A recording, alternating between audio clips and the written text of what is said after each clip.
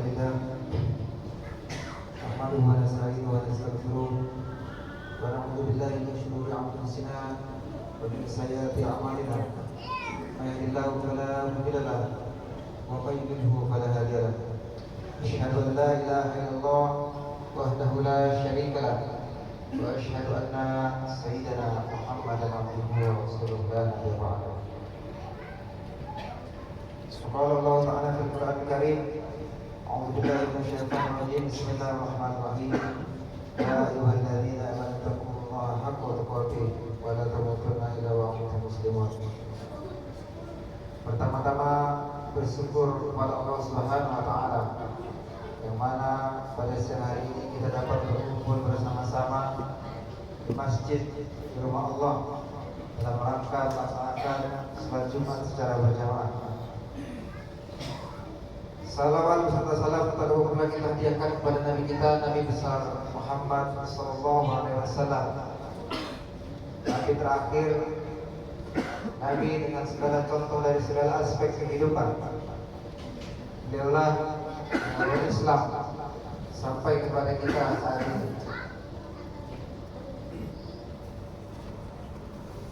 Di sini khatib berwasiat kepada diri khatib pribadi dan kepada para jamaah untuk senantiasa meningkatkan takwa kita kepada Allah Subhanahu wa taala dengan sebenar-benarnya takwa, dengan menjalankan segala apa yang diperintahkan oleh Allah Subhanahu wa taala dan menjauhi segala apa yang dilarang oleh Allah Subhanahu wa taala. Sidang jamaah Jumat yang dirahmati oleh Allah Subhanahu wa taala, beberapa minggu terakhir ini media sosial kita, berita-berita televisi kita ya, selalu memberitakan tentang pembantaian terhadap saudara-saudara kita yang berada di Palestina. Ribuan orang meninggal dunia, dari anak-anak, orang tua, remaja-remaja, pemuda-pemuda. Mereka dibantai, mereka diserang oleh rudal-rudal dari Zionis Israel, Yahudi laknatullah alaih. Ada yang mengatakan berita-berita bahwa itu yang menyerang duluan adalah bangsa Palestina, itu yang menyerang duluan adalah Hamas. Kita lupa, mereka lupa bahwa sudah ribuan kali bangsa Israel telah menyerang saudara-saudara kita kaum muslimin yang ada di Palestina. Bahkan sudah hampir 75 tahun mereka menjajah daripada rakyat dan bangsa Palestina.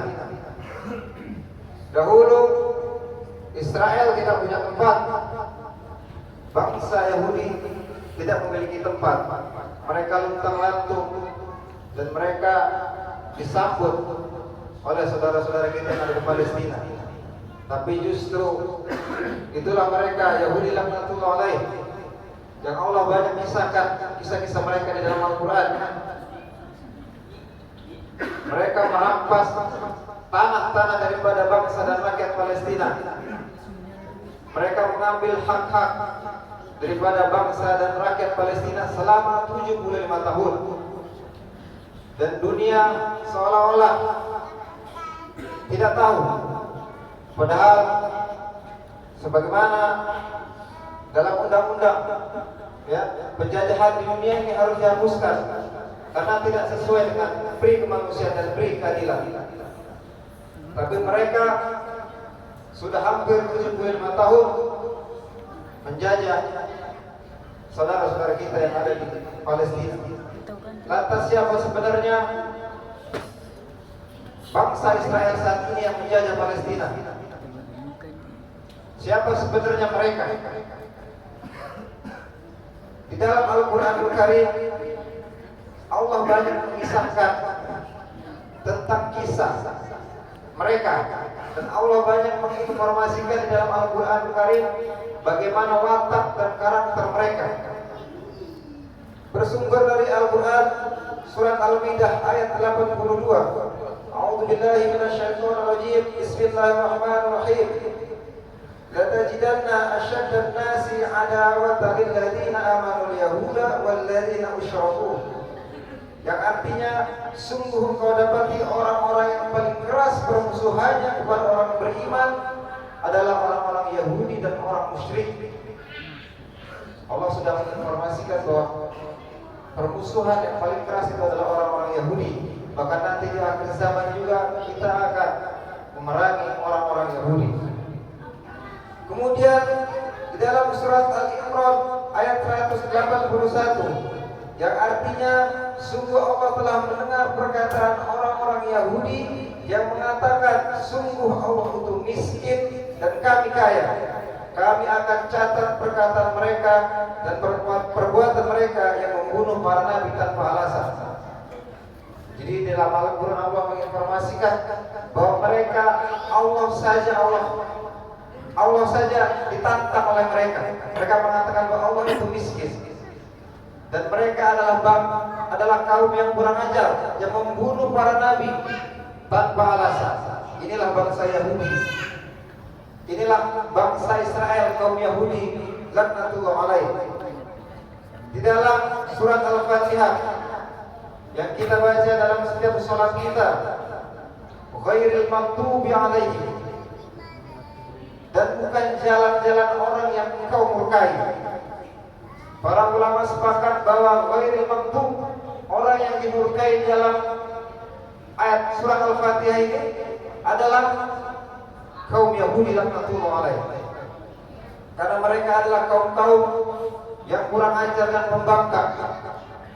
Bagaimana dikisahkan setelah mereka selamat dari pengejaran Fir'aun dan para tentaranya yang ditenggelamkan Allah Subhanahu wa taala, belum jauh dari pengejaran, setelah selamat itu mereka berjalan kemudian melewati sekelompok orang yang menyembah berhala, menyembah patung-patung. Kemudian mereka berkata kepada Musa, "Ya Musa, kami juga ingin seperti mereka. Bikinkan kami patung-patung seperti mereka supaya ada sesembahan." Bayangkan, belum lama mereka selamat daripada kejaran Fir'aun, tapi mereka sudah berkata seperti ini kepada Nabi Musa. Dan bahkan tidak sampai di situ. Di dalam surat Al-Baqarah ayat 55 yang artinya, "Wahai Musa, kami tidak akan beriman kepadamu sebelum kami melihat Allah dengan jelas." Kita bisa lihat bagaimana karakternya bangsa kaum Yahudi. Bahkan sebelumnya itu, ya, mereka telah menyaksikan bagaimana kebesaran Allah Subhanahu wa taala melalui mukjizat Nabi Musa.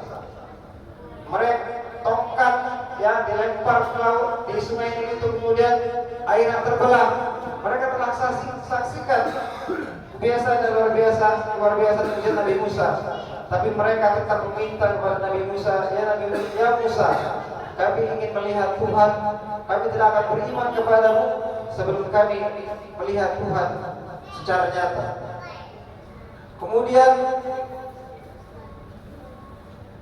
kaum Nabi Musa ini mereka ketika kepanasan dan mereka ketika kelaparan, Allah naungkan awan itu supaya tidak kepanasan kaum Nabi Musa ini. Ketika mereka kelaparan, Nabi Musa berdoa kepada Allah dan Allah turunkan makanan manna wa salwa langsung dari Allah, langsung dari surga. Tapi bukannya mereka bersyukur, bahkan di ayat 61-nya mereka mengatakan kepada Nabi Musa, "Ya Musa, kami bosan dengan makanan yang ini saja. Kami meminta buah-buahan, bawang merah, bawang putih, dan sayur-sayuran yang lain." Sudah diberi makan oleh Allah Subhanahu wa taala langsung dari surga, masih saja mereka meminta hal-hal yang di luar nalar manusia. Inilah watak dan karakter dari kaum Yahudi. Bahkan yang paling terparah adalah ketika mereka Palestina. Dan ini diabadikan dalam surat Al-Maidah ayat 24 ketika Nabi Musa mengajak kaumnya untuk berjihad, berperang memasuki Palestina. Apa yang umatnya katakan kepada Nabi Musa? Fadhhab anta wa rabbuka faqatila inna hahuna qa'idun. Pergilah engkau bersama Tuhanmu dan berperanglah berdua, kami menunggumu di sini. Dia mengatakan kepada Nabi Musa, ya Musa, pergi saja berdua dengan Tuhanmu. Kami menunggu di sini. Kalau menang, nanti kami baru mau masuk. Bangsa Yahudi adalah bangsa yang pengecut. Dijelaskan dalam Al-Quran ini bagaimana kekurangan ajaran dan pembangkangan daripada kaum Yahudi. Bahkan di zaman Nabi kita Nabi besar Muhammad SAW juga bangsa Yahudi ini ada di kota Madinah, yaitu Bani Kainuqa, Bani Nadir dan Bani Quraidah. Mereka memiliki andil dalam perang Khandaq, dalam perang Parit atau disebut juga dengan perang Ahzab. Mereka berkoalisi dengan suku-suku yang lain dan suku kafir Quraisy yang saat itu belum banyak masuk Islam untuk mengepung kota Madinah. Yang akhirnya Allah kalahkan dan mereka diperangi oleh Nabi yaitu dengan perang Khaybar. Akhirnya mereka terusir dari kota Madinah. Hadirin sidang jamaah Jumat yang dirahmati oleh Allah Subhanahu wa taala. Lantas apa hubungan Palestina terkhusus Masjidil Aqsa dan sebagai seorang muslim? Palestina atau Syam adalah tempat di mana banyaknya jejak Nabi para nabi. Hijrah Nabi Ibrahim dari Babilonia, Irak, hijrahnya ke Palestina. Nabi Musa hijrah dari kejaran Firaun juga ke kota Palestina. Nabi Isa alaihissalam lahir juga di Palestina. Lantas bagaimana dengan Nabi kita Nabi besar Muhammad SAW di Masjidil Aqsa? Nabi kita Nabi besar Muhammad SAW mengimami seluruh para nabi dari Nabi Adam sampai Nabi Muhammad di Masjidil Aqsa, bukan di Masjidil Haram. Kemudian Masjidil Aqsa adalah kiblat pertama orang Islam. Sebelum di Masjidil Haram, kiblat umat Islam itu ada di Masjidil Aqsa. Masjidil Aqsa juga adalah salah satu masjid yang pertama kali dibangun di muka bumi ini. Dari hadis riwayat Bukhari dan Muslim dari Abu Dzar radhiyallahu anhu berkata, saya pernah bertanya kepada Rasulullah, ya Rasulullah, apakah masjid yang pertama kali dibangun di muka bumi? Kemudian Rasulullah menjawab, Masjidil Haram. Kemudian setelah itu masjid apa ya Rasulullah? Dan Rasulullah mengatakan Masjidil Aqsa. Jarak di antara keduanya berjarak 40 tahun. Dan dalam hadis lain riwayat Bukhari Muslim, Rasulullah SAW bersabda, tidaklah ditekankan untuk bersafar yang jauh kecuali untuk mengunjungi 3 masjid: Masjidil Haram, Masjid Rasul adalah Masjid Nabawi, dan Masjidil Aqsa. Bahkan di dalam Al-Quran Karim Allah abadikan Masjidil Aqsa ini dalam sebuah peristiwa besar, peristiwa Isra dan Mi'raj, di mana Nabi kita menerima perintah sholat. Dalam Al-Quran surat Al-Isra ayat 1, A'udzubillahi minasyaitonir rajim. Bismillahirrahmanirrahim. Subhanalladzi asra bi 'abdihi lailan minal masjidil haram ilal masjidil aqsa alladzi barakna haulahu. Maha suci Allah yang telah menjalankan hambanya pada malam hari dari Masjidil Haram ke Masjidil Aqsa dan yang kami berkahi sekelilingnya. Jadi Masjidil Aqsa bukan hanya permasalahan bangsa Palestina. Masjidil Aqsa adalah tempat suci orang Muslim, masjid yang harus dikunjungi setelah Masjidil Haram dan Masjidil Aqsa. Jadi untuk membela Palestina itu adalah sebuah kewajiban, bukan sebuah pilihan bagi kita sebagai seorang Muslim. Untuk membela Palestina tidak harus menjadi seorang muslim. Cukup hanya menjadi manusia yang memiliki hati nurani untuk membela Palestina. Tidak harus menjadi seorang muslim. Cukup menjadi manusia yang berkemanusiaan. Bisa kita lihat negara-negara barat yang dengan terang-terangan pemerintahnya membela penyerangan Zionis Israel, bangsa Israel, tapi kita lihat rakyat-rakyatnya di jalan demo, mereka membela Palestina. Mereka bukan muslim, tapi mereka tahu mana sebenarnya yang benar, mana yang salah, mana sebenarnya yang penjajah, mana sebenarnya yang berjajah. Apatah lagi kita sebagai seorang muslim, ya ikhwan. Di dalam firman surat Al-Hujurat, innamal mu'minuna ikhwan. Orang mukmin itu bersaudara. Di dalam sebuah hadis riwayat Bukhari dan Muslim, Allah mengumpamakan orang mukmin itu seperti satu tubuh. Apabila anggota tubuh yang lain terluka, maka satu tubuh ini merasakan kesakitan. Maka kita bayangkan dan kita rasakan bagaimana kondisi saudara-saudara kita yang berada di Palestina saat ini. Rumah mereka dihancurkan dengan rudal-rudal. Anak-anaknya, bahkan yang masih kecil-kecil, juga mereka bom tanpa belas kasihan. Rumah-rumah sakit juga mereka hancurkan. Begitulah biadabnya kaum Yahudi laknatullah alaih. Saudaraku seiman, jemaah Jumat yang dirahmati Allah Subhanahu wa taala. Ada satu kisah di zaman Bani Abbasiyah. Ada seorang khalifah bernama Mu'tasim.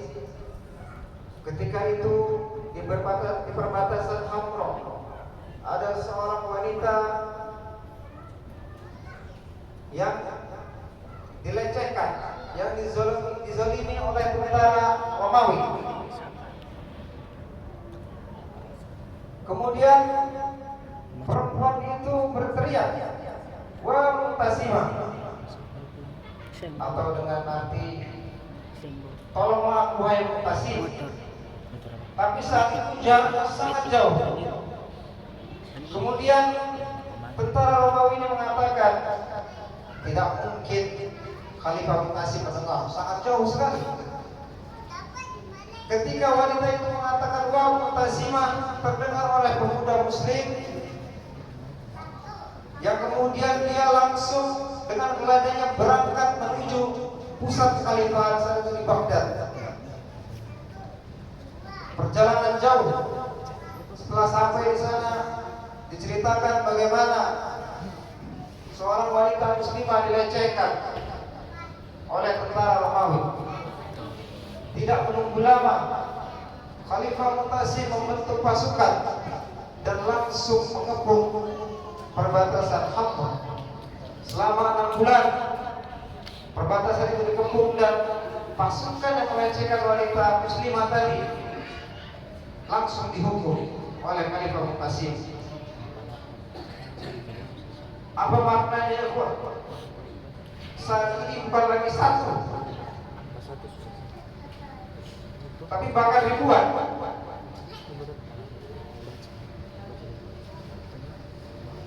Anak-anak kecil yang tidak berdosa juga mereka bantai. Bukan lagi satu, tapi bahkan ribuan. Bahkan sudah hampir 75 tahun. Semoga Allah mengampuni kita. Palestina adalah permasalahan umat muslim kita secara pribadi, bukan hanya permasalahan bangsa Palestina. Dan seharusnya kita juga bersyukur kepada rakyat Palestina yang telah mengorbankan harta, bahkan mengorbankan jiwanya untuk menjaga Masjidil Aqsa. Kalau tidak ada mereka, kalau mereka tidak ada di situ, mereka hijrah, mereka pergi meninggalkan Al-Aqsa, maka mungkin sudah menjadi Haikal Sulaiman. Dan itulah yang diinginkan selama ini oleh bangsa Israel, kaum Yahudi laknatullah alaih. Maka kita sebagai seorang muslim tentu kita harus membantu dengan segala apa yang kita mampu.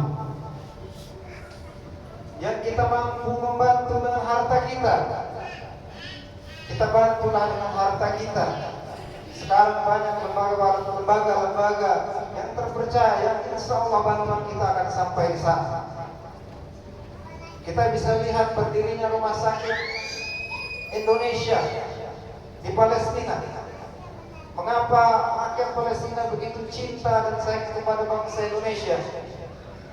Bahkan ketika kemerdekaan Indonesia, mereka ikut menyanyikan, ikut mengibarkan bendera Indonesia di sebelah bendera Palestina.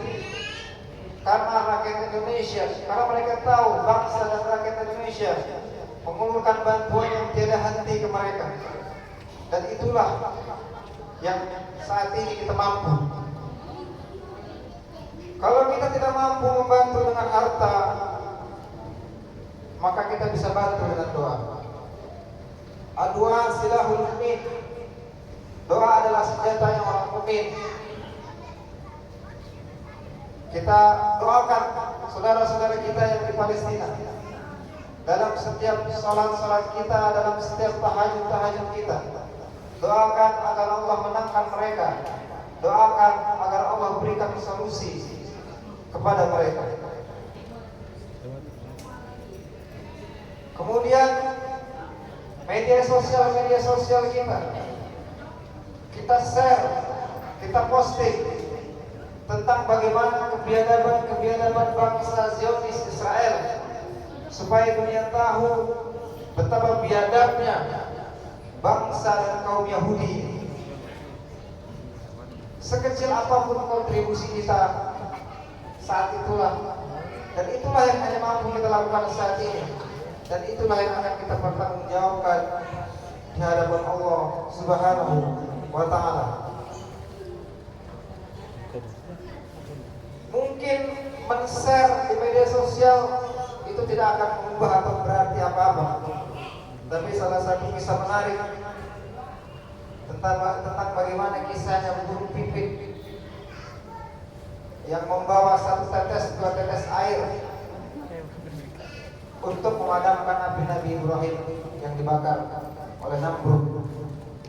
Kemudian binatang lain itu bertanya kepada burung pipit, "Wahai burung pipit, dua tetes air itu tidak berarti apa-apa, hanya akan menyusahkanmu." Apa jawaban burung pipit? "Saya tahu bahwa air dua tetes yang saya bawa ini tidak akan memadamkan api yang membakar Nabi Ibrahim alaihissalam. Tapi setidaknya aku punya alasan di hadapan Rabbku ketika ditanya di posisi mana aku berdiri. Aku qouli hadza wa astaghfirullah wa lakum innahu huwal ghafurur rahim."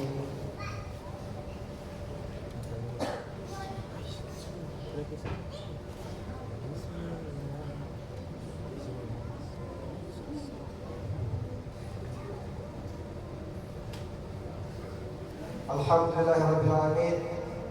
Assalatu wassalamu ala asrofil anbiya'i wal mursalin wa ala alihi wa ashabihi rasulillahi ajma'in.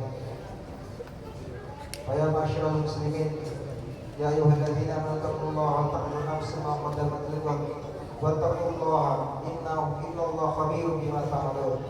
Faqala ta'ala wa lam yazal qailan 'aliman innallaha malaikatahu yusalluna 'alan nabi ya ayyuhalladzina amanu sallu 'alaihi wa sallimu taslima.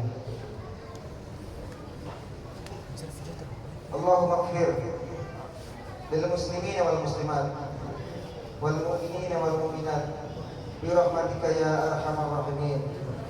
Rabbana zalamna anfusana wa lam taghfir lana wa tarhamna lanakunanna minal khasirin.